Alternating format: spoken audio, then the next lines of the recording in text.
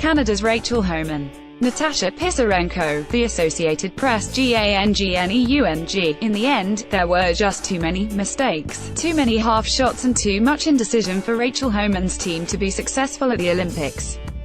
As a result, the Canadian women are going home without a medal for the first time ever in Olympic curling competition.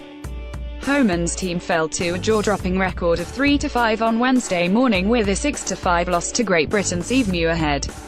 Like a dagger to the heart, Muirhead sealed Canada's fate by scoring 2 points in the 10th end for the victory. "I'm just a little bit disappointed," said Homan, who curls out of Ottawa with Emma Miskew, Joanne Courtney and Lisa Weigel.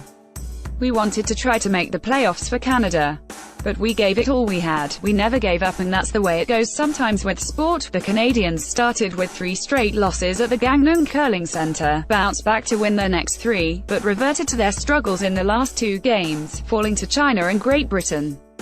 Not only did they not make it to the podium, they didn't even make the playoffs.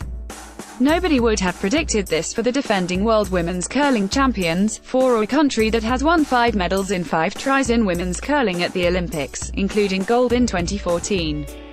Nobody would have predicted this for a country that has 11 medals, 6 gold, in 11 events, including in mixed doubles curling this year. Since the sport became part of the Olympics in 1998, there had to be a first time, eventually.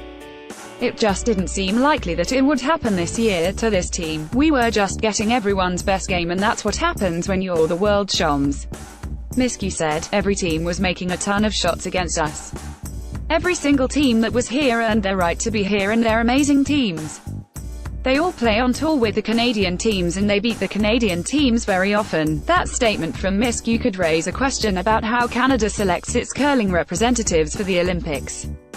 Most of the teams in the Olympic curling competition have known for a long time that they would be coming here and have been training accordingly, largely by playing on the Grand Slam Tour in Canada.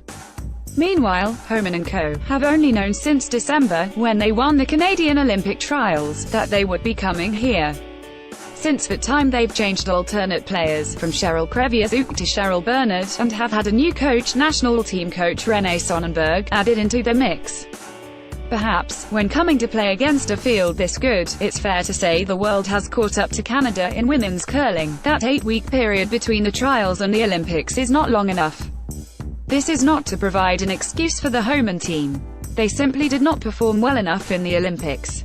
All the other teams that came through the same process before them did manage to reach the podium. "This wasn't the result we wanted to have," Canadian lead Lisa Weigel said. "I really wanted to have a chance to fight for a medal, for my teammates and for Canada." Canada was in control for much of Wednesday's game, despite a below-average performance from Homan herself, but things started to unravel in the 6th end. Homan had the hammer and a 3-2 lead when she tried a relatively easy shot for a blank end in the 6th. But her shooter stuck around for a single point, giving the hammer back to Great Britain. Muirhead's team capitalized on the gift, blanking the 7th, and then scoring a deuce in the 8th to tie it at 4-4. Muirhead then got out of trouble in the 9th with a terrific shot that could best be described as a double-raised double. Homan had to draw for 1 point to take a 5-4 lead and give back the hammer for the 10th. The 10th was a disaster for Canada as Great Britain was lying 3 before Miskew even threw her 3rd stones. On her first shot, Miskew's draw attempt kicked a guard, and Great Britain was able to bring another rock into the house to lie for. Facing an almost impossible situation, with a Great Britain rock covering the butt-in behind guards, Homan tried to draw her last rock to the back of the forefoot to cut the score down to 1 point, but it came up light. "We had control of the game the whole way, but we didn't put our rocks in the right spot in 9, and we didn't put our rocks in the right spot in 10, said Homan, whose team also lost 7-5 to China on Tuesday afternoon to fall to 3-4. Homan struggled to find draw weight throughout the week and wound up curling 77% overall and just 72% on draws. She often attempted higher difficulty takeouts, throwing up weight shots, rather than trying the touch draws that are necessary to win big events. Bottom line is the Canadians just didn't have it this week. They said they weren't feeling the pressure of Canadian expectations, but there was definitely something that had them spooked.